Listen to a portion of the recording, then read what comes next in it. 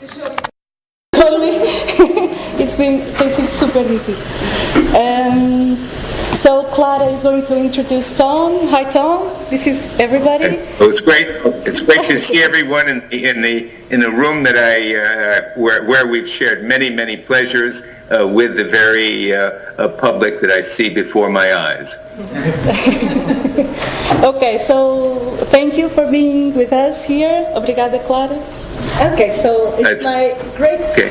Well, it's a twofold feeling I have here. It's my great pleasure to introduce Tom to you, but I'm also probably one of the saddest people in the room not to have Tom with us, because we were expecting Tom's return to Lisbon anxiously since last time he was here. But it's really an honor to be speaking briefly about Tom and about Tom's relationship with us in the Faculty of Letras here at the University of Lisbon. We had a project here for 3-4 years called False Movements, and when we were planning it way back in 2012, the name of Tom Conley was coming up from very different quarters as a match for our consult for our project as a project consultant. People would name Tom's work on writing and film, which was our topic. People would name Tom's work on space and the topographical and figural values of space in cinema, and Tom was also working on early print culture and on the materialities of writing that were so keen to us. So in a sense, when we first approached Tom without knowing him directly, we knew that he was, in a very literal sense, the person for us. What we didn't know is that we're going to find such a generous, funny, nice, I cannot think of an English adjectives to say the surprise we have with the wonderful person that Tom Conley was, the wonderful academic that Tom Conley was with us for these 4 years, and most of all the extreme generosity as a consultant to a starting project at the University of Lisbon. So it was really a wonderful privilege to work with Tom, and we are hoping to keep this thread connecting us directly to Harvard and Tom alive at this point for the most personal and academic reasons at the same time. They're not separable. You all know Tom's work. I won't take your time.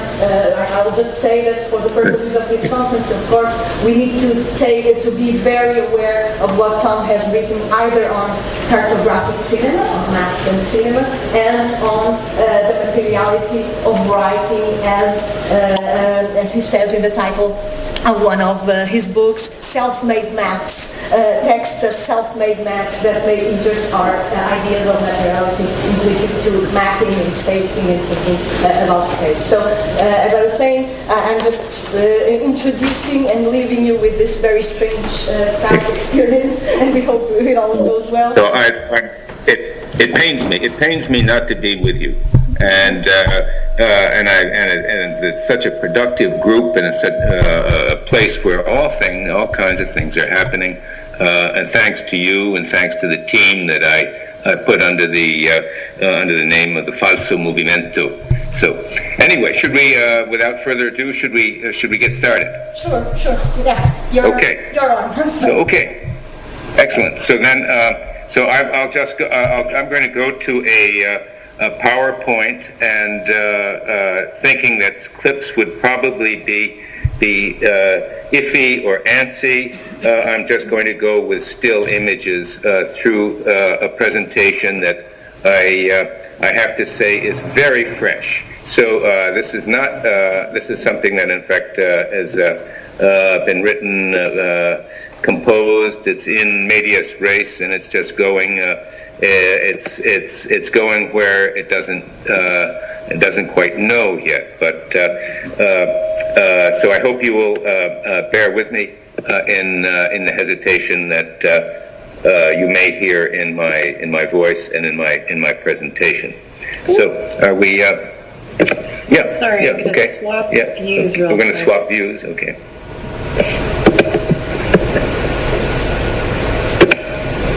Okay. Okay. We're going to do show, and then we have to share. Share. Okay.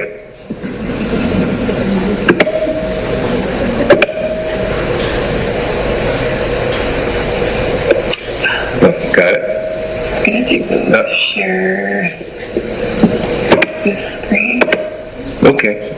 I don't need the that can work from this image as well. So. Okay. Yeah. Oops. Okay. So we will. Okay. Okay. Are we good? There. Are we good? We're still waiting for the PowerPoint to show up. Okay. Okay. Okay. But I think it's working on it. Okay. You got it? No. When you see it, I'll tell you. It's thinking. It's thinking.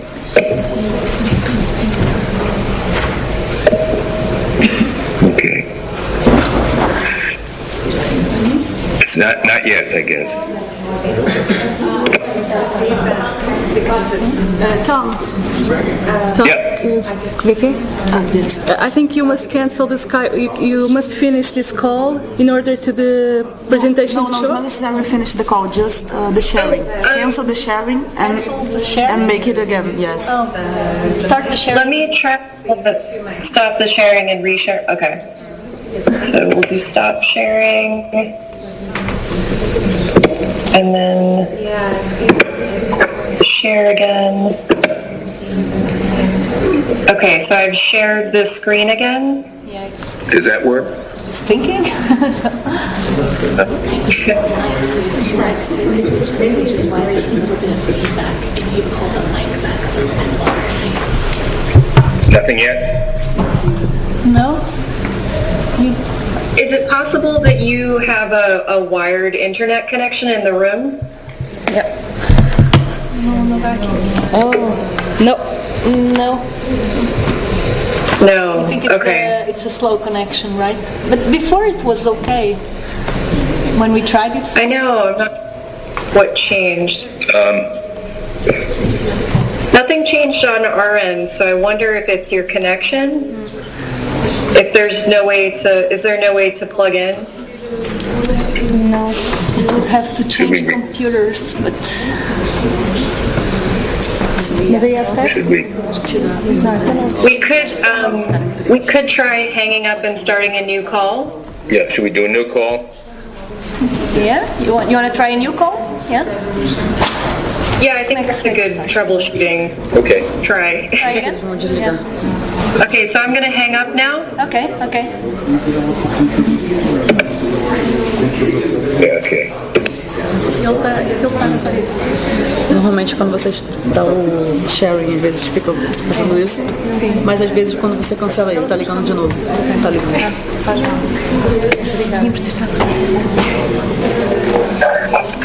Okay, you're back. Okay. Good. Now. We can't yet see you. We are... Do you have we see Tom. So... Okay. You see Yeah. them? Yeah. Okay. So for us, it's fine. I'm sharing the screen again. Okay, How does it look? now we have it. Now we have it. So we just better get embark, as we said. Okay. So at the outset of écrire l'espace, one of the last pieces of writing she did before she went to another shore, Marie-Claire Repars-Réaumier implies that the title of her essay is in collusion with Benjamin Perec's Espèce d'Espace. Now, if only for a reason of productive invention, her gloss of the word can serve as a point of reference, a point de repère for what in this colloquy may be being done with cinema. It suffices for us to revisit the reading. Casting our eyes on the contiguity of espèce and espace on the cover of Perec's little work. She notes that when spoken, the two nouns, given that they are written in the plural, can be heard in the singular. The visible but silent S that caps their final syllable calls attention to the spoken and written S in their first. Espèce, d'espace. Further, the mute E that caps each of them has a counterpart in the nearly mute vowel that announces their inaugural syllable. Espèce, d'espace. A unit of space is defined by being, and I quote, closed upon itself through the recurrence of the E, espèce, yet broken by the internal adjunction of the S, espace, which is reflected in the phonetic trompe-l'œil espace, since the letter C is uttered as a sibilant S, equaling S, is it? There suddenly comes into view another space. It can be either a sign of peace, pace, or by virtue of the shape of the word, a tombstone on which resquiat in pace would be chiseled. A space both opens and closes when the word is glossed, as it were, at the foot of the letter. Space, she concludes, is opened, discovered, broken, or lived through its investment in itself through language. Nearly a rebus when she reads, as she proposes, espèce d'espace, we have an uncanny resemblance to the invention of spaces that she discerns elsewhere in her readings of Blanchot, Louis-René Desforêts, de Maupassant, and especially of cinema. So what she gleans from this innocuous display of the title alerts us to the construction of space in film, and notably, as we know in her readings of À bout de souffle, Pickpocket, Hiroshima Mon Amour, three films that are more or less associated with a new wave that are built on the relation of writing to the seventh art. Now, in her essays on each of these features, the reader encounters a manner, a style, or a mode of touching, a tact, a way of handling the matter of the medium. In these essays, however, the spatial invention that she draws from her gloss appears latent, or best, nascent. Now, in the paragraphs that follow, in homage to the work that the Lisbon School has been developing through extensive and magnificent research, the aim is to see how the relation of cinema to writing implies spatial invention of greater import, both within the confines of given films and the relation they hold with others, with which they suggest greater historical, aesthetic, and political affiliation. So for this purpose, first, I think it's worth recalling Villemier's reading of Pickpocket in contiguity to T. Jefferson Klein's study of Dostoevsky and Bresson, before extending their common methods and styles of investigation to include spatial invention of force and virtue of what I think is greater volume than that of the alcove the feature occupies in a given pantheon of film history. Now, second, the plural spaces that the film produces, its espèce d'espace, can't be dissociated from a cinematic genealogy, or failing that, of a dialogue that Bresson's work holds with concurrent or other films, or better, other manners of spatial invention. So Bresson's contemporaries, notes Klein, at the beginning of his watershed study of the feature, called the director a Jansenist.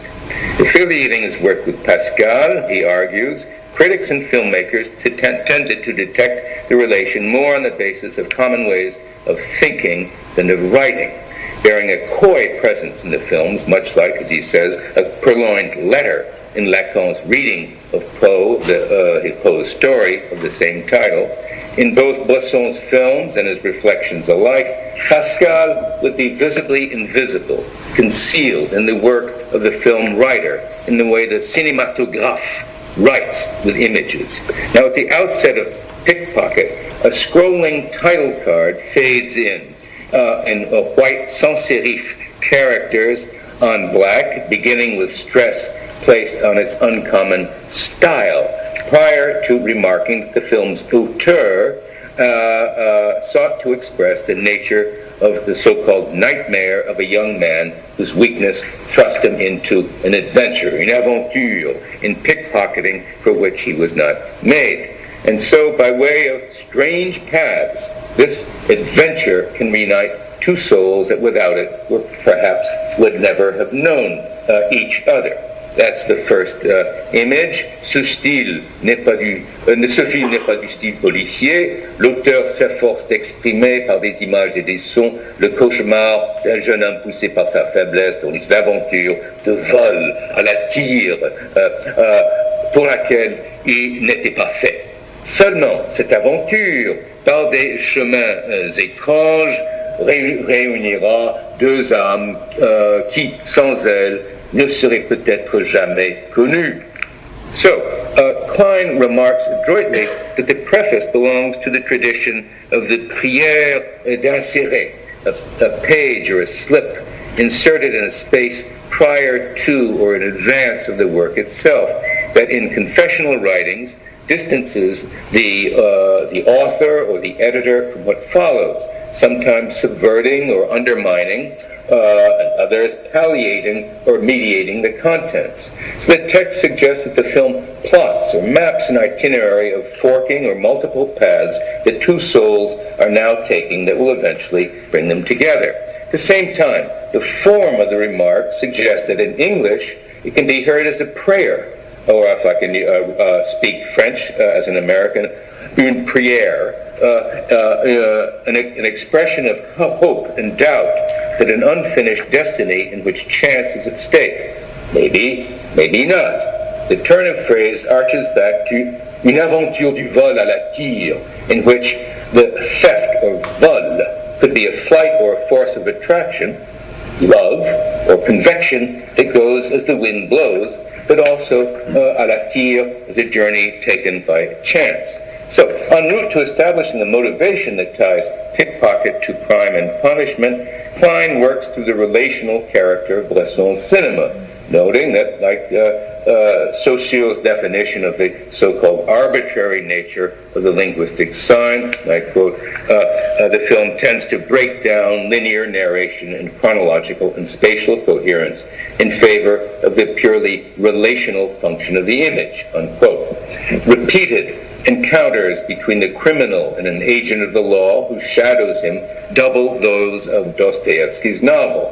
But above all, the ending of the film bears uncanny resemblance to its last sentences. Promising a new beginning after the protagonist has been incarcerated, Crime and Punishment concludes with a promise of another fiction. And I quote, the story of the gradual renewal of man, the story of his gradual regeneration, of his passing from one world to another, of his initiation into a new and unknown life. In Pickpocket, Michel, the dubious hero, takes a road back to where he had begun his itinerary. He returns to what appears to be the Longchamp racetrack, the scene of his initial crime, where he practically allows himself to be caught in flagrant délit, in extreme close-up, slipping his hand into the inner pocket of a man's sport coat and extracting a wad of 100-franc notes. A second hand intervenes, suddenly putting a manacle around his wrist. He's next seen in prison, where he is first shown seated in meditation before being led to a chamber where, speaking across the iron screen in a first meeting with Jeanne, the woman with whom he shares nascent attraction, he will be seen, or had been seen, reading a letter. So following a fade dissolve, he's in his cell, seated at the side of his bed, his hands clasped, meditating, while his voiceover reports what he was thinking. Il y avait une autre chose que je n'avais pas dit. Pourquoi vivre? Je n'avais rien décidé encore. So he receives this letter from Jeanne. Unfolding the paper, he extracts from the envelope, then putting it beneath his eyes and ours, voice off, I'm just going ahead of myself. He extracts from the envelope, reads aloud the voice says causes his heart to pound. Was this love? We are, as spectators, begged to wonder in a second and final visit from Jeanne that buckles the film, opening its promise at the point of its closure. The same thing. Recalling the figure of the past from the last sentence of the Prière d'Inséré in voice-off, speaking from another time and space in medium close-up, putting his lips to the metal lattice and pressing his cheek and mouth against hers, his left eye visible and seemingly staring at the spectator. Michel confesses, "Oh Jeanne, pour aller jusqu'à toi, quel drôle de chemin il m'a fallu prendre. Oh Jeanne, in order to go as far as you, what a strange road I've had to take," just as the chords of triumphal music end the film in blackness. Now, after summarizing the spirited debate and the metaphysical reflections that the ending had inspired, Klein affirms that the dialogic, polyphonic, carnivalesque character of Dostoevsky applies to the film. And I quote again, "Since Bresson's voiceover is integrated in the system or psychology that motivates camera movement in the film by its strict identification with a character whose honesty is immediately in question, the narrative authority itself is carnivalized, rendered topsy-turvy." He notes how Michel flagrantly misstates and blurs information in a remark that, it can be argued here, makes clear a good deal of physical and spiritual topography, or perhaps by virtue of the differential relation of the letters and characters of words and the images in which they are seen, uttered, or written, turns the film into a unique récit d'espace, or spatial story. Now, that story is part of an uncanny cartography. We know Wells. We've seen the film many times. It begins outside of Paris at what we discern to be Longchamp before taking place in a variety of non-places, non-lieux, lieux quelconques, areas of transit and passage, any places whatsoever, in a walk-up garret and stairwell in a modest quarter of Paris, in nameless cafes, in city streets, in boulevards, in the salle des pas perdus of the Gare Saint-Lazare, and by a window of the Gare de Lyon.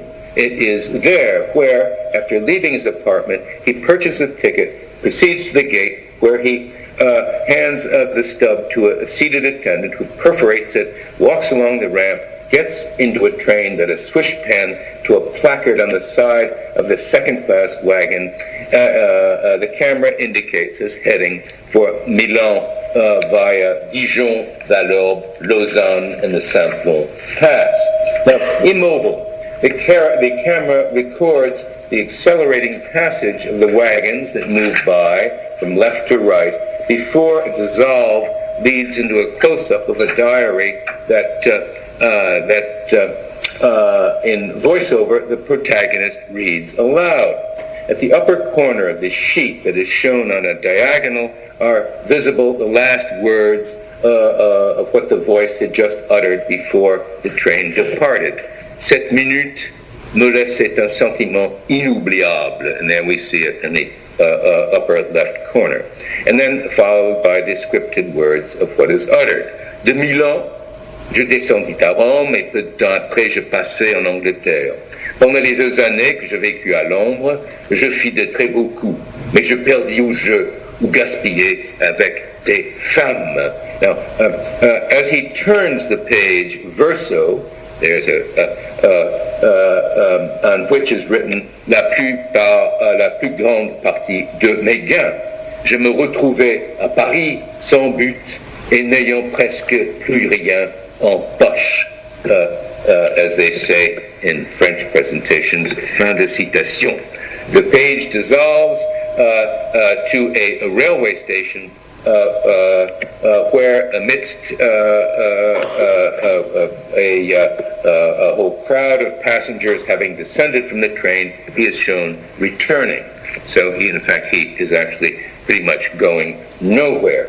Now, the memorial fragment is a map of the progress of a vagabond pilgrim. Along the line of divide and difference of voice and image, space and time distend in practically every direction. Milan can be confused, especially with the lilt of the narrator's voice, as 1000 ans, 1,000 years. And thus Rome would be associated with the eternal city, antiquity, and if the inflections that critics have noticed insinuated everywhere in the speech and writing of the film, with errancy, that is to say, in what is given to roam or wander. And in the bilingual register announced since the title of the film, the voice uttering "Je fis de très beaux coups," that Klein translates as "I made some handsome gains," can be uttering "Je fis de très beaux coups." That could be registered at the foot of the letter if tres is understood through its Latin trans as "I did a lot in going beyond or outside the order of things." He goes from Milan to Rome, from Rome to England, then from London, before he happens, as it were, to find himself in Paris with nothing, as if he had picked his own pocket. Now, when he utters Paris, Paris, seen spelled with an unvoiced S, the spectator hears Paris, the homonym recalling the bet that in the Pensée, Pascal destined for libertines in order to convince them that they would lose nothing by believing in a Deus absconditus. Now, in the fragments grouped under the rubric de la nécessité du pari, the figure of the road leading to a vanishing point, the immortality of the soul, is keynote. Toutes nos actions et nos pensées doivent prendre des routes si différentes selon qu'il y aura des biens éternels à espérer ou non, qu'il est impossible de faire une démarche avec sens et jugement qu'en réglant par la vue de ce point qui doit être notre dernier objet. All our actions and thoughts have to take such different roads that there would be eternal wealth in hoping yes or no that it is impossible to step forward with sense and judgment by ruling with the view of this point that in fact is our last object, so just looking ahead. Now, more tellingly, after the famous utterance, oui, mais il faut parier.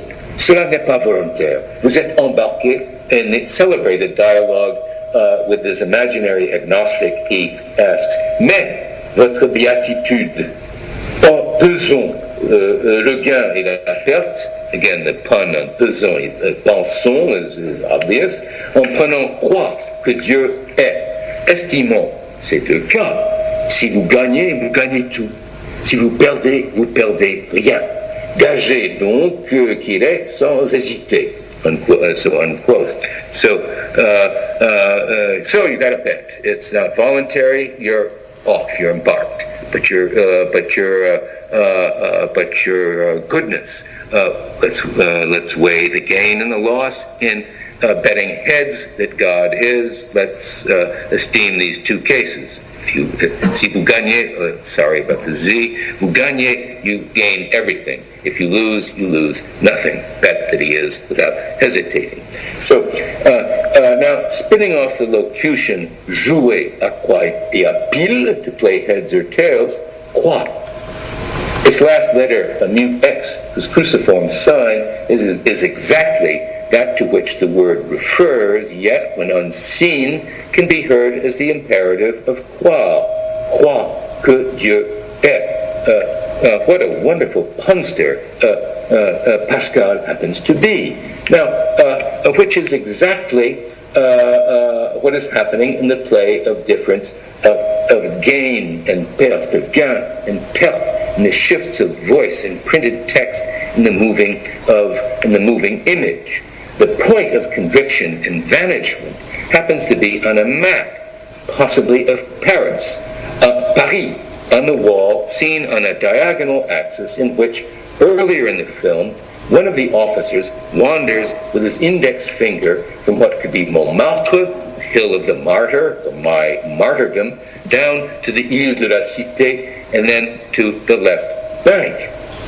At the very instant, a door opens, a man carrying a portfolio enters through a door, turns the shutter, and he immediately approaches the camera, retreating, that settles at a point where behind Michel's right shoulder, in the left side of the frame, it captures the man staring almost accusatively at Michel, suggesting that it may be adjacent to Michel's point of view, his object. The shot may now double our own. Now, in counterpoint to the finger moving over the map in the background before focus is lost, as we see in this slide here, it is suggested too that something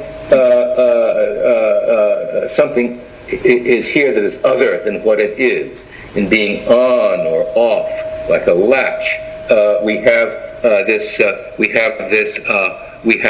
in this here and elsewhere throughout the film in this bulbous light switch, an interrupteur that is adjacent to the door and the foreground that suggests that it may be other than what it is. In being either on or off, like a latch, a tiny lever, the switch, either delivers or gives way to light. The figure of an either or, the interrupter, belongs to the world of the Paris. Now, the implications of the Pascalian situation, in which, equated with creative doubt, belief is called into question, are spelled out, I'd say literalized, seen at the foot of the letter, au pied de la lettre, in an otherwise innocuous sequence in which, following a transition in which Michel's hand, shown scripting notes on the gridded paper of his diary, a voiceover doubles the words. J'étais devenu audacieux au dernier degré.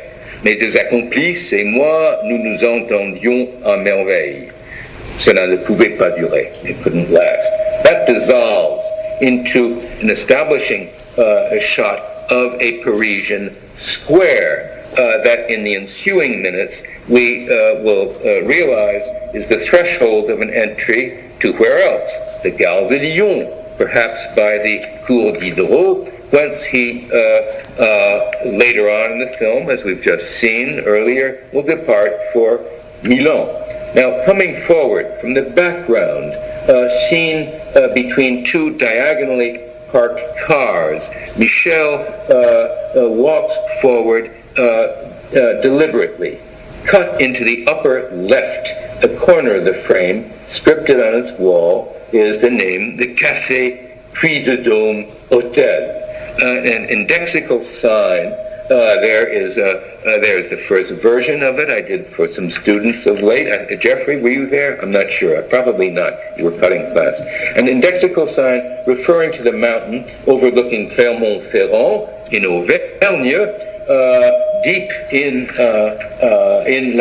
La France profonde, while persisting on the surface of the image, the toponym sets the viewer in two places at once, in the heart of the 12th arrondissement of Paris and in the altitude or climate where Pascal led his experiments that proved the existence of the void, or the vacuum. As the shot unfolds, the place name becomes visible where the writing melds into the cityscape.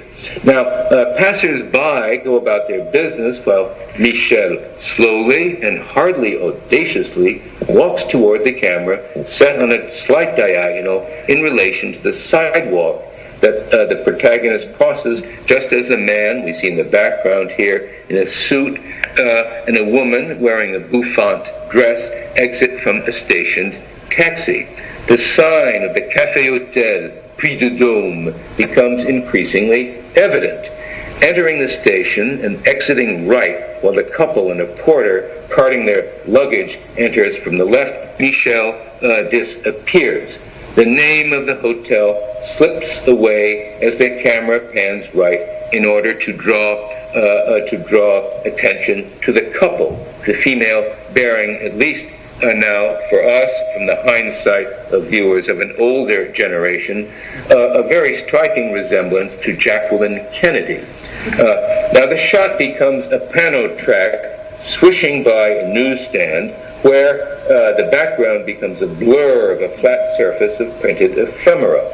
As if it were a voyeur taking greater pleasure in watching the woman and following Michel, it continues to track the pair before opening onto the main lobby, where, gliding by a man reading a newspaper, speaking to a young woman in the foreground, its view happens upon a handsome woman carrying 2 suitcases, framed below a clock in the background that has just struck noon, as if in homage to Valéry's Le Cimetière Marin. The otherwise innocuous moment here is decisively midi de juste, a time of decision, or perhaps routinely merely another woman and force of attraction in the purview of its gaze. The shot continues its track, now following toward and up to the ticket window, one much like the better stall at Longchamp early in the film, where, having her purse pressed between her right arm and lower shoulder, as we see here, a close-up shows her taking care of her purse before it tilts up. The camera tilts up to find her seemingly coveting her bag. She blinks. He looks down. The cue moves forward. The next shot, possibly from Michel's point of view, shows her opening her purse and delivering 100-franc notes to the teller.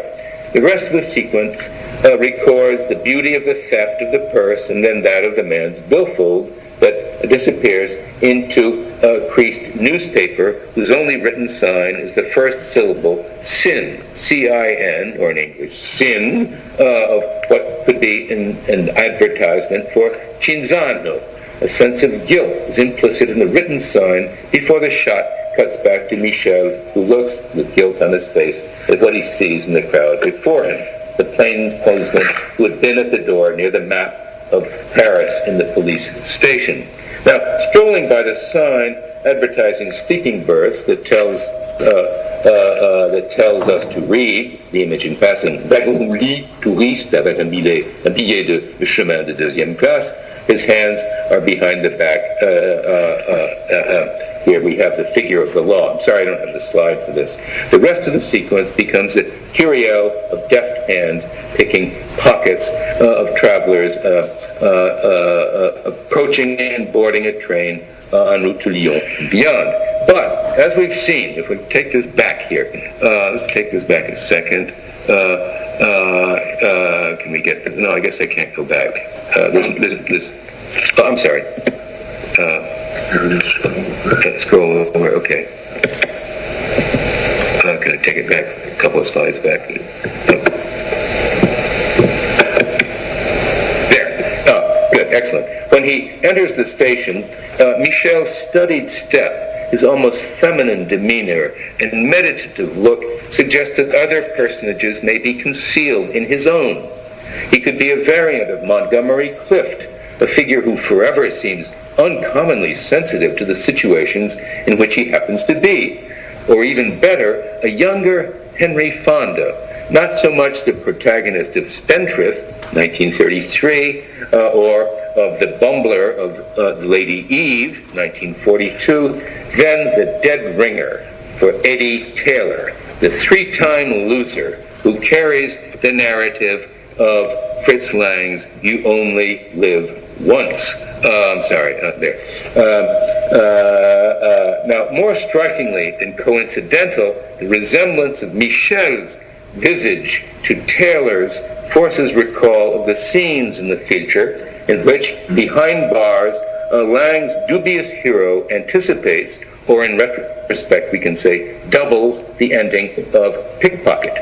After he's handcuffed at Longchamp, where he returned to the scene of his first crime, a fade-out in black displays Michel seated on his bed, meditating before in silence, save for the click of a latch, and he's brought to the cage in which he speaks in what seems to be a soliloquy at once voice in and voice off, muttering, "Ces murs, ces barres, ça m'est égal, je ne les vois pas."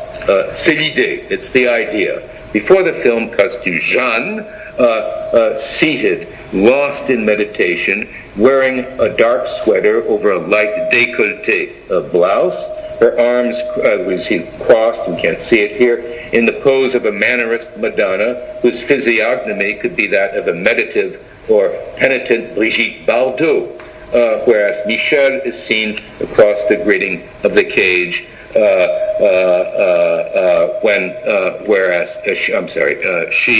she herself is not. He is gridded, she is not. Now, the meeting, the first of two sequences that describes the birth of a shared affection, begins with Michel questioning himself. J'aurais dû me méfier, je me suis laissé prendre. While his left eye is traversed by one of the vertical bars. I think we maybe get it back here. There. We always have one eye is cut here. Half blind, borgne, stating defiantly, cette idée est insupportable. The shot then cuts back to Jeanne in that same pose. Tu souffres, she notes, eliciting a riposte of obstinate denial. Eye cut by the bar, stating the police will have difficulty if they're to convict him. Ils auront du fil à tordre. She admits famously that he is all that remains for her, implying the world, tout court, to which he responds in a first oblique admission of his love, while a guard summons him to leave. Reste. The scenario of what Blanchot would call the rupture de contact announces the end of the film, in which, in a similar scene, Michel and Jeanne touch each other's skin across the bars of the cage. As we've seen, a metallic screen or membrane that quite possibly becomes the condition of possibility of the love they share. Now, the situation is a topic and a convention of scores of prison films that include Birdman of Alcatraz, Crisscross, or even famously White Heat, in which Cody Jarrett, James Cagney, his eyes blinded by the grid lines of the cage across which he speaks to his mother, Ma or Margaret Wickerly. In Walsh's film, the faces of each of the protagonists, defined by the perspective plan of the gridding, are shown in different degrees of blindness and insight. Cody's left eye is cut, balafré, where Ma is seen speaking clearly and distinctly through the iron mask. When she leaves, and it's once and for all, in the makings of a classical primal scene, he jumps to the cage, screaming, clutching its wire as if it were the enclosure of a baby's crib. Now, which is what in Pickpocket is elided in its immediate relation to You Only Live Once. In the first of two similar sequences in Lang's feature, Taylor awaits a decision concerning his fate.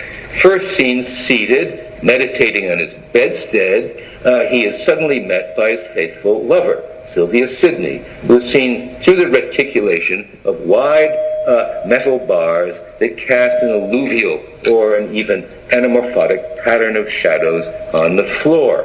The camera dollies into a close-up where her hand and a black glove holding one of the members of the pattern, she puts her face between two of the riveted bars. Her broad smile and bright eyes draw attention to a latently erotic character of the bars themselves. The two eliminated rivets, to which the thumb, one of which being the one her left thumb points to below her face, are suggestive of two metallic buds or nipples. This shot cuts to her side of the enclosure, where one side of his face, and notably his right eye, is cast in shadow. He smiles lovingly. The camera draws in to record their embrace and kiss in the interstices of the gridding, while his right hand, isolated and seemingly cut away from his body, presses on her left shoulder. Seen in greater close-up, the mouth-to-mouth kiss is prolonged and then interpolated, as shown from inside the prison. Eddie is told that he is free. He exits. Then there is told he's free. He exits, then embraces her outside the closure, where, lost in bliss, her face radiates while his head is in slight shadow.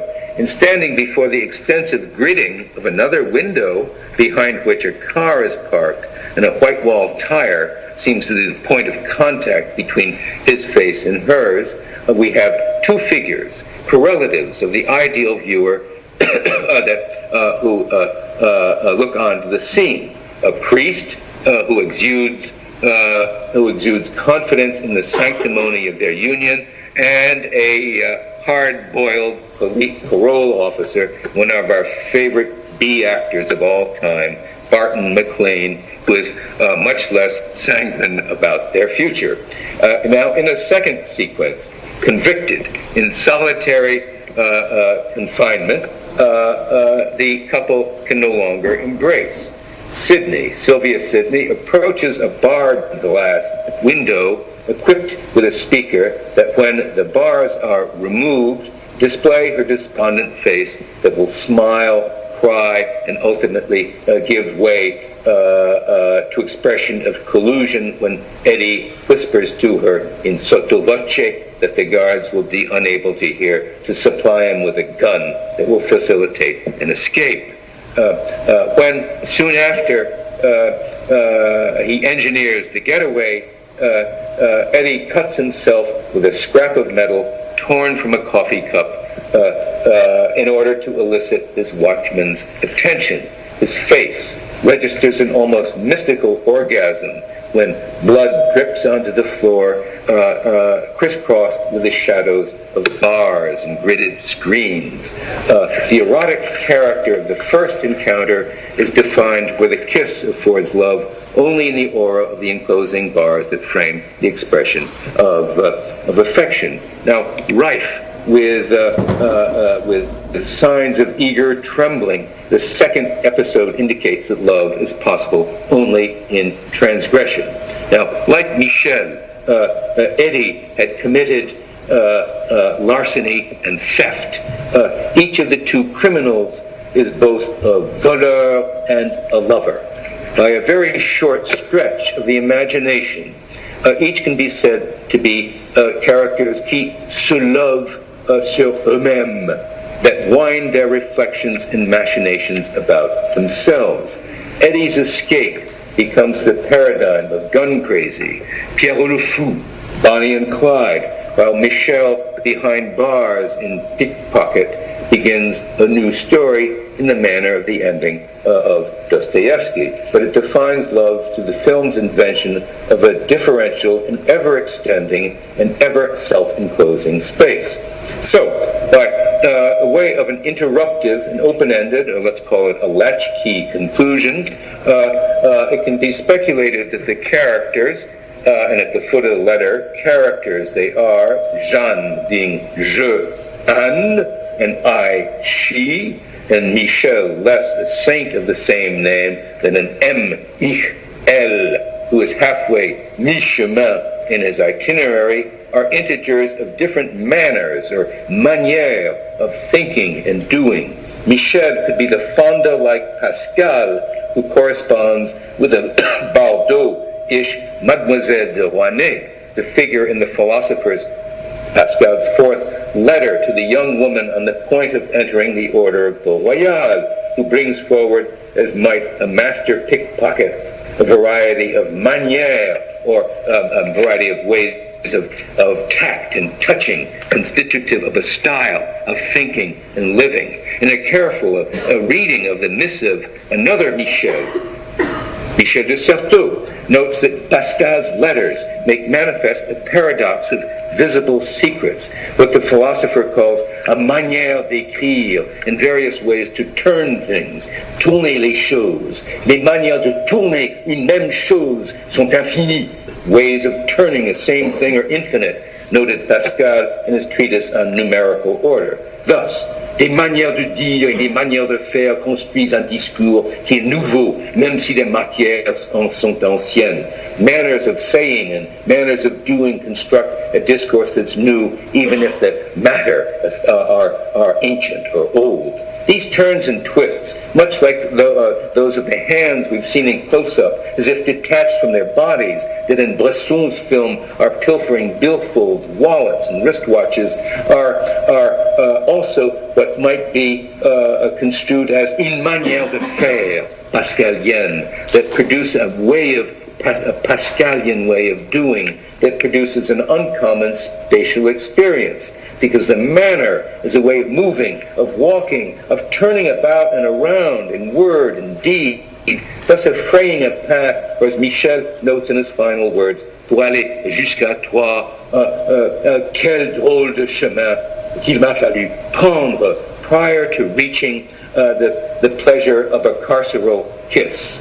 His left hand gripping the same bar that Jeanne is holding, her index and middle finger touching Michel's wrist, as each seems lost in meditation on the very nature of attraction, of love.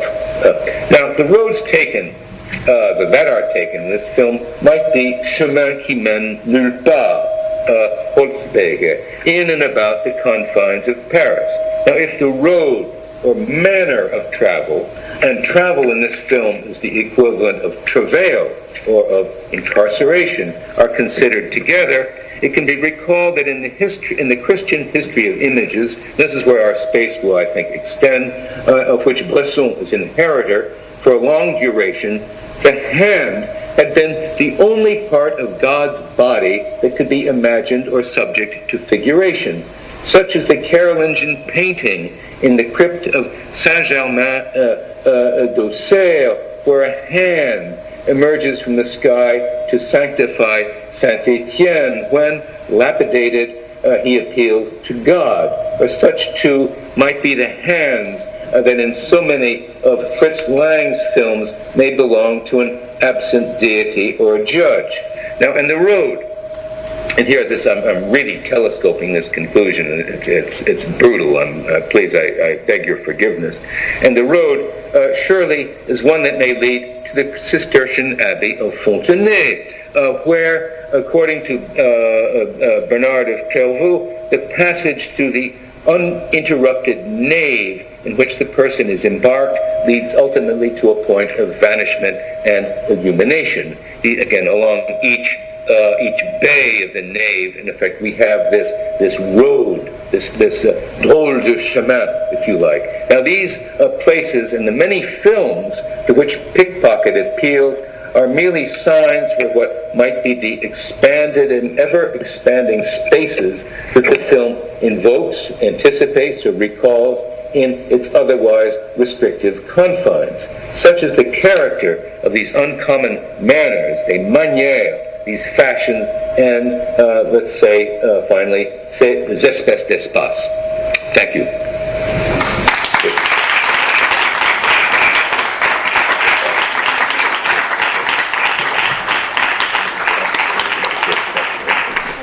Just Good. Okay. okay. Let me see if you can see us now. Yeah, can we see us? Yeah. Good. Okay. Okay. Okay. Thank you so much. Okay. I was too short on slides. I'm sorry, but we can work through it. No, actually, I for one was amazed at your use of stills for this strange Skype experience. So it was for me, it was a further example of your surgeon's care, to quote Marie-Claire Opars, with images. Exactly. That was really amazing.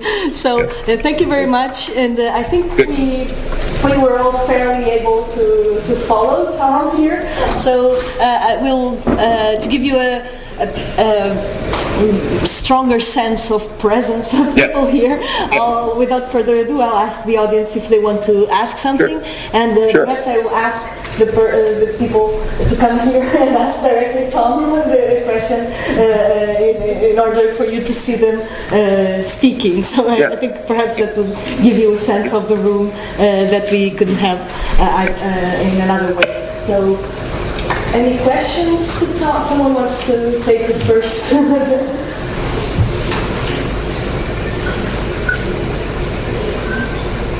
Le silence éternel de ces espaces infinis m'effraie, said Pascal. The eternal silence of these infinite spaces frightens me.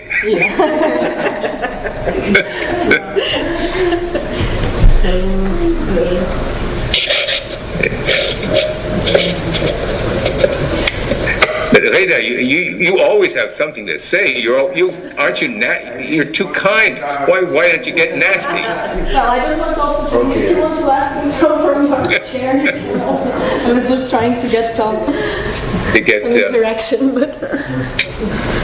Okay. Is it here? Do you see me? I see your hand. I see your pointing finger. Il me met en prière. I just wanted to see your face. Come on. I don't care about the question. I had to go to Lisbon in order to see you, and we are neighbors. What's going on? Now that has to do with my question. Is that what I have seen? At first I thought that you would be dealing with la déambulation, I mean the moving from one space to another through the city. And then at some point we have seen a grid, which would be the grid of a prison. And then step by step what we have seen is that it became less a matter of moving, going from one place to another, to being in fact trapped, and also it's not only because someone is in prison, but it creates two spaces, one inside and the other outside. Exactly. But what I'm interested in is that, I guess I didn't see it problematized, the fact that you are dealing mainly with grids. Obviously, just after a day, people that they had the delusion freak in the. So I was thinking, are we dealing with something that has to do with an espace lisse on the one hand, the smooth space, and the grid being something that would structure the space? It's extraordinarily striated. It's an extraordinarily striated space, and then I think as far as I've seen, and there's a lot of gloss on this film, what's never really been spoken of much is that in fact that all the writing in the film takes place on gridded paper. And so in effect the writing is in fact also on this membrane, a striated membrane or paper membrane, and so one is never outside of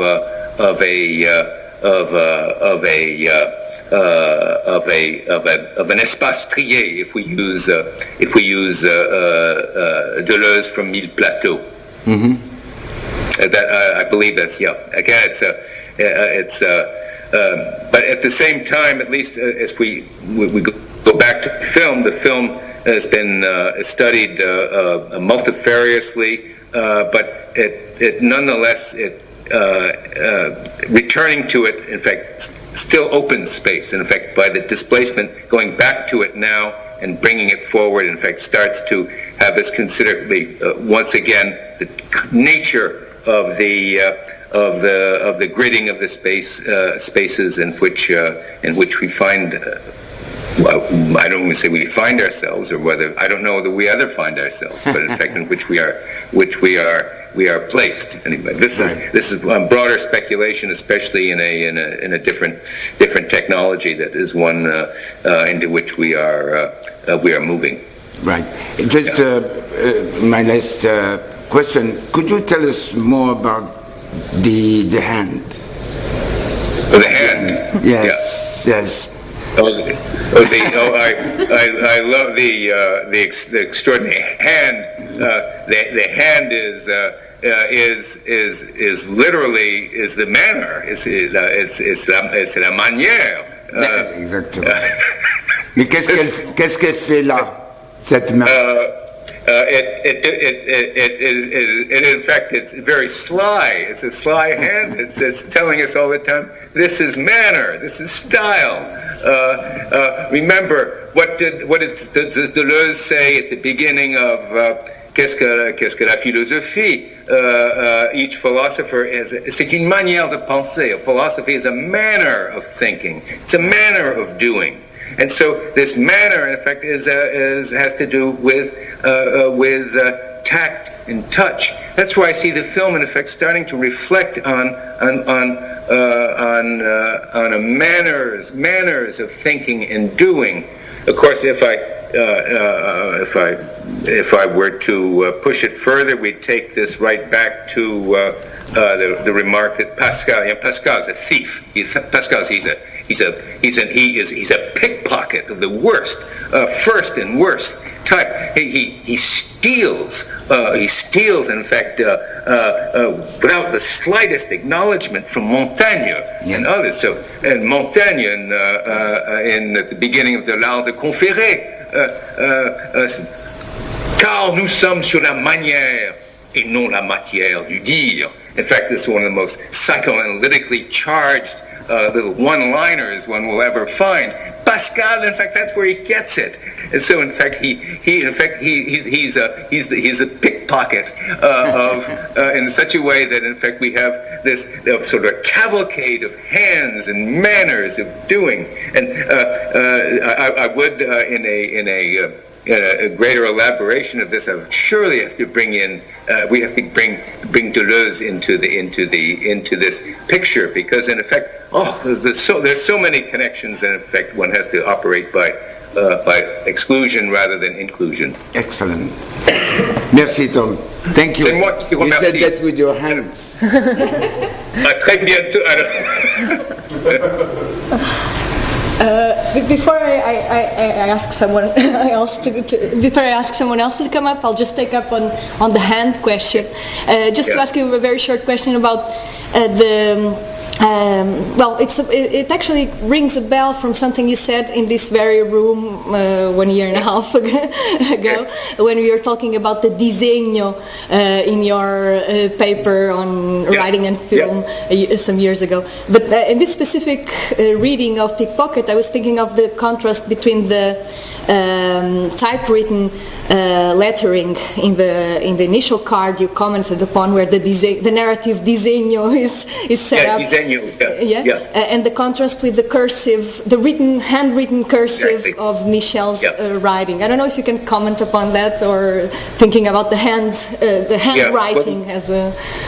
Again, I think the film historians generally say, and I think very astutely, that when Bresson does Pickpocket, he's doing pretty much what he did in the Diary of a Country Priest, in which you have this extraordinarily redundant image in which you have a hand that is writing the words that are being spoken in voice off in the image, so that the one in effect is doubling the other, and then the general effect is an erasure of any representation itself. And so I think I think Bazin gets on that very beautifully in his essay on La stylistique de Robert Bresson, and here in this film, I think it's very similar in that the writing becomes it is a process. It is a ciné-écriture, if you like, that in effect is that which is working with and outside of, or the grid on which it's literally taking place. Mm-hmm. And so I didn't mention again the hatchings, the cross hatchings of the paper, that in the relation to the cursive. That's something that that I think is part and parcel of what he does in the prison as well. So you get this multiple series of grids, in fact, on which or against which, with which the manner emerges. I'm I'm not sure the answer is adequate, but it's maybe it's taking a road that I don't know that will lead nowhere. So we'll see. Okay, thank you very much. Yeah, thank you. Anyone? Oh, I wish I were there with you. Teresa is coming. Yeah. Hi Tom.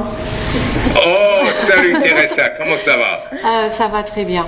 I was thinking about this hand thing. Obviously, what comes to mind is Gilles Deleuze et Qu'est-ce que l'acte de création, where he talks about the question of the hand in Bresson and how the hands are used to connect spaces and tactile spaces. So, and this is very striking in this hand stuff, so maybe you want to add something about that too, because you know this so well. So. Well, I just go back to we can go back to actually a beautiful essay that Marie-Claire wrote on Deleuze and Blanchot, or in fact it jumps out at us.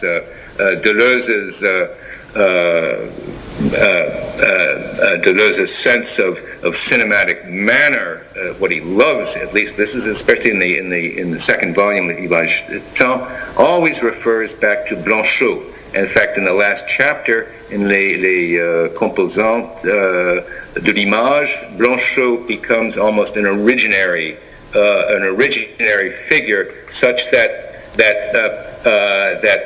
the title of Bresson's notebook, Notes sur le cinématographe, is almost seen with and against Lumière in the cinématographe that in fact is at the beginning of cinema. So the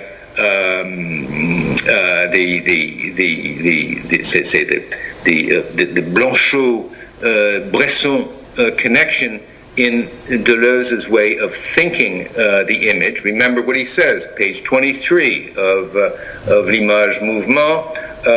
You have to read and see the image both together. And he comes back time and again on that, on the differential operation of seeing and reading. That is what I think, at least I'm trying to think of the theme of the conference, that's what produces space, is this differential operation of reading and seeing. When you lapse back into thematics, you're in duck soup, as it were, or you're not there. You're not where the operation of film is, and this is why this, in effect, is almost something that's didactic here. Again, I'm spinning off your question, but I think what you're telling us is where, in effect, it can be leading in what Deleuze does with cinema in all of the work as such. In fact, that's what makes it such a wonderful point of reference for what we're doing in film theory, even if it's how many years, 85, 95, so many decades later. Okay, thanks, Tom. Thanks. Anyone else? Jeffrey's coming. So I have to just follow up. I think I have to kneel. Just to follow up some of these really interesting ideas that you have. So I was thinking, again, getting back to the hand, I was thinking of the hand as a metonym, right, for writing. Yep. Right, yep. And then we connect the striated spaces of the paper, the striations of the bars, and thinking of them not so much as conditions of possibility, but conditions of illegibility.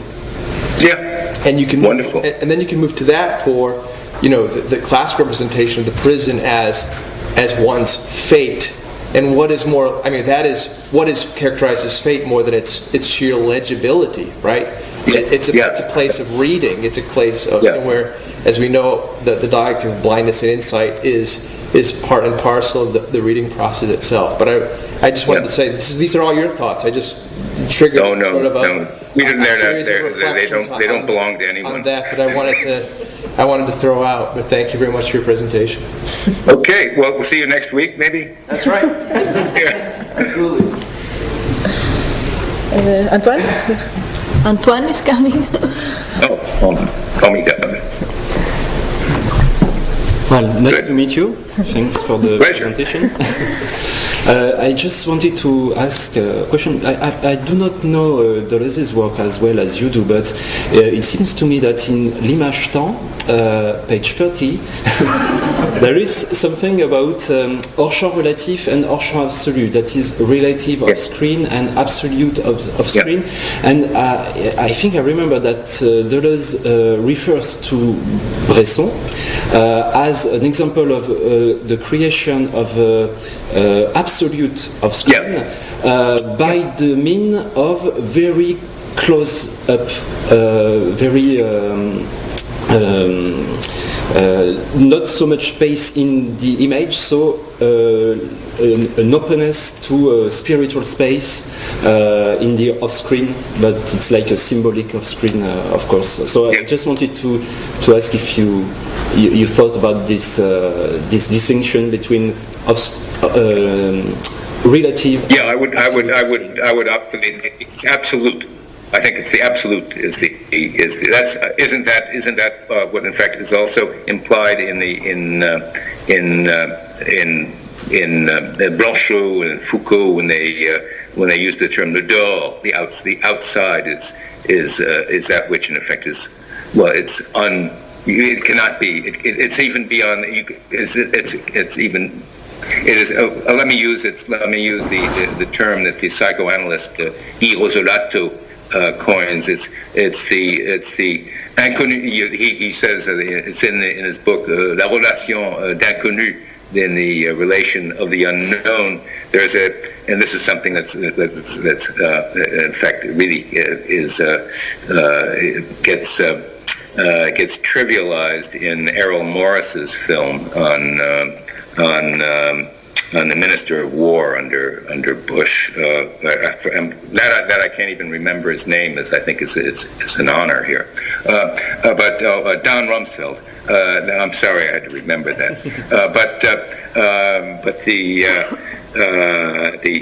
dehors, the inconnu. There's a for Rosolato. There's a connu, inconnu, an inconnu connu, and then there's an inconnu inconnu. I believe that would be close to this absolute of which you're speaking. In fact, I think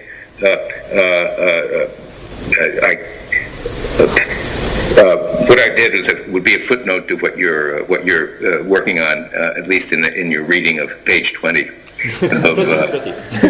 Thank you very much. Thank you.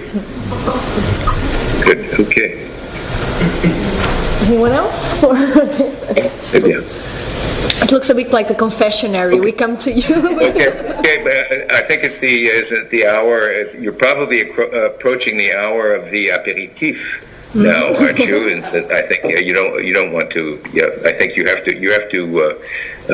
to dilate. We had someone today speaking of the aesthetic experience of the coffee break, so we may need to go back to that. So. Okay. But anyone else? I only wish I were with you. I'm sorry. We would be thrilled. It would be. Well, it will happen. Oh, then we have another. We have another question. Maurizia, comment ça va? It's fine like that? Okay. I had just a question, a self-reflexive question. How would you define now your form of film analysis? If you have a word or two or three, how kind you would define that? Intuitive. Intuitive. Okay, great. So. Or that would be one. That's a very defensive selection. But I would always I would say it's differential. Again, and then it's never within. I never am a partisan of narrative. A film is so wondrous because it complicates at every moment what we call communication. which one person defines as the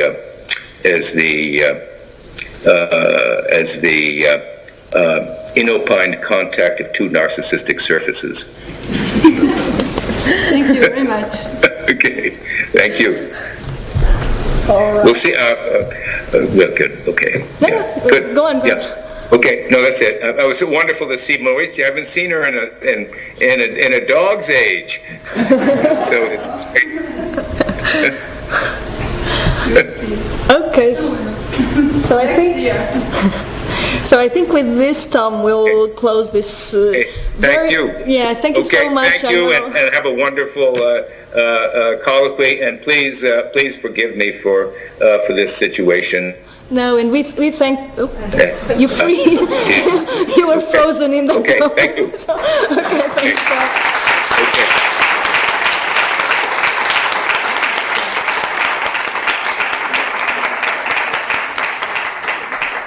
Okay. Bye. See. Bye-bye. Okay.